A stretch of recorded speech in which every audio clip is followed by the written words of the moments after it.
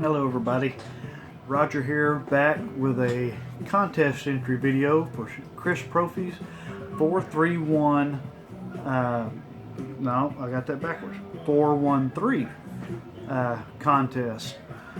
Wants us to show 4 records that are 4 of our favorites and tell why, 1 record that we bought on a whim, and 3 records that are essential to the genre they belong to. Chris, you got a great channel. Love the stuff you put out there. Just glad to be able to support your channel with this video. So here we go. One of my favorites, Marty Robbins, Gunfighter Ballads and Trail Songs. I've talked about this before. This was a record I grew up with as a young kid. I'd go to sleep at night listening to this. This was my dad's copy, and I'll listen to this thing every night going to bed. So I had this record memorized, so it holds a special spot in my heart and in my mind. Every time I hear it, I think of my dad. He's still alive and collecting records, and I try to help him out, and he lets me know if he sees records listed in the paper somewhere, and we'll go out digging together. So anyway, Marty Robbins. Second, Steve Miller Band, Fly Like an Eagle. The drum riffs on this are what brought me in. Up until this point, I didn't have any music that was what I would call my music. Everything I'd listened to this point was my dad's music, what he listened to, country on the radio. I did have an older brother that's 6 years older than me. His music, whatever he was listening to at the time, if I was in the car with him. Like I said, he's 6 years older, so we didn't hang out together much until almost after we got out of school, really. I think we've become closer since then, but anyway, some of his music I listened to, but this one, heard those drum riffs, and that brought me into the whole record, and just loved this record. So, third, Queen, A Night at the Opera, kind of along that same vein. Up to this point, all I heard was mainstream country, classic, and when I say classic, I mean original 50s rock and roll from my dad, or I heard radio soft rock, top 20, or maybe a little bit of hard rock that was just straight hard rock. Not until I heard this, when they came out and threw opera in, they threw soft rock in, they threw ballads in, they threw hard rock in, and the way they molded it together, and Freddie Mercury's voice, and the harmonies that they had as a group just blew me away. And it grabbed a hold of me, and I've been a fan of this record ever since. In the 80s, I became big into the 80s music, the synthesized pop music. This one here, Berlin, Pleasure Victim, was probably one of my favorite, or is my favorite of that era. I don't know why, but I gravitated to it. Every time a song would come on, I'd stop and listen. Of course, this was the start of MTV, so anytime one of their videos came on, I stopped and watched. But every song on here I just love. So, Berlin, Pleasure Victim. One song we bought on a whim, on a whim. I took that to be kind of a blind buy, and this is what I bought: Law.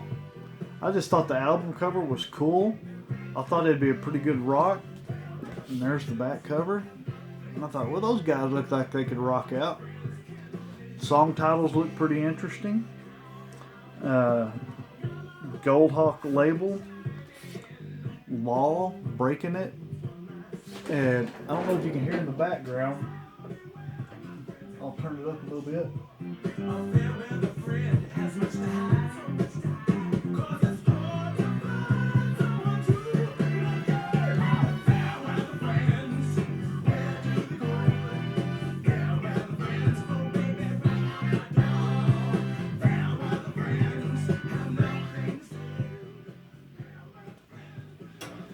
As you can tell, they got a good rock beat to them, but they got some funk in there too. So I kind of like that. It's good records. They only put out like 2 or 3 records, from what I remember when I looked it up when I first got this.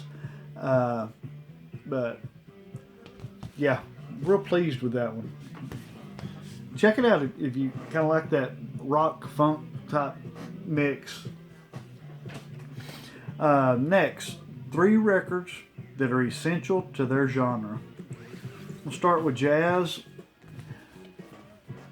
John Coltrane, Love Supreme. I believe this, along with Miles Davis Blue, are 2 essentials for that genre.